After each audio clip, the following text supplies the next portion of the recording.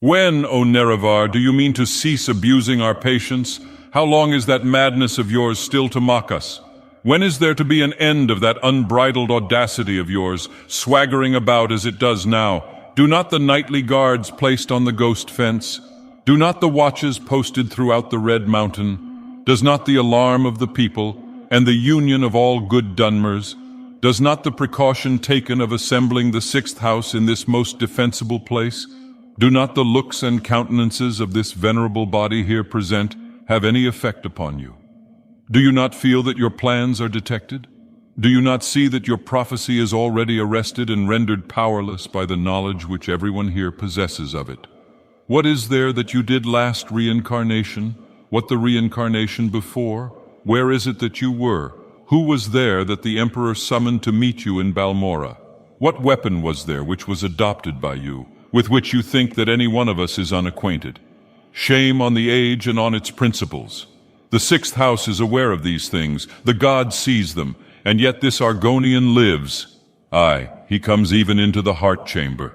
He takes a part in the public deliberations. He is watching and marking down and checking off for slaughter every dream sleepers among us.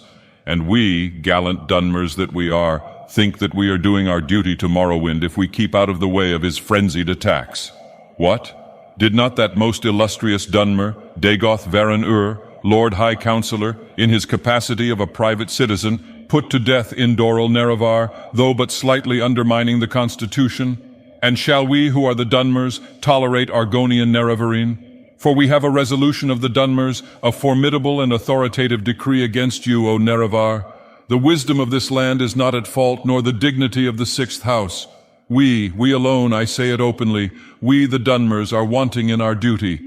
Listen while I speak of the night before. You shall now see that I watch far more actively for the safety than you do for the destruction of this land.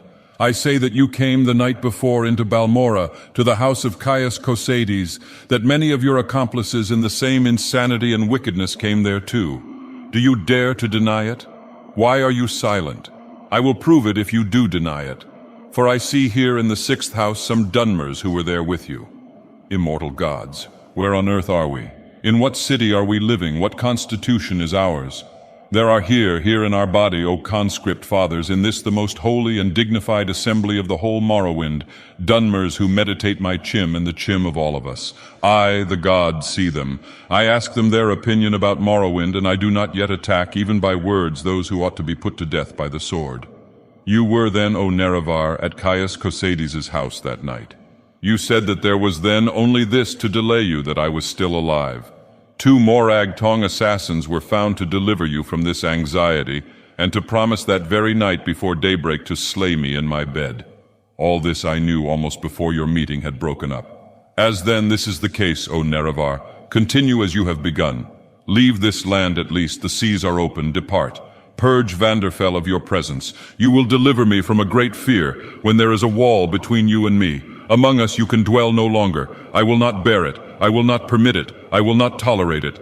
As long as you, O Nerevar, plotted against me while I was in the chim, I defended myself not with a public guard, but by my own private diligence. For what is there, O Nerevar, that can now afford you any pleasure in Vanderfell? For there is no one in it who does not fear you, no one who does not hate you. But now what is that life of yours that you are leading? For I will speak to you not so as to seem influenced by the hatred I ought to feel, but by pity, nothing of which is due to you. You came a little while ago in Balmora, in so numerous city, who of so many residents saluted you, that all the dunmers, the very moment you arrived, called you an outlander. With what feelings do you think you ought to bear this? Do not you think you should leave the city? If I say that I was even undeservedly so suspected and hated by the residents, I would rather flee from their sight than be gazed at by the hostile eyes of everyone. And do you, who, from the consciousness of your wickedness, know that the hatred of all dunmers is just and has been long due to you, hesitate to avoid the sight and presence of those dunmers whose minds and senses you offend? Now this country hates and fears you, and has no other opinion of you.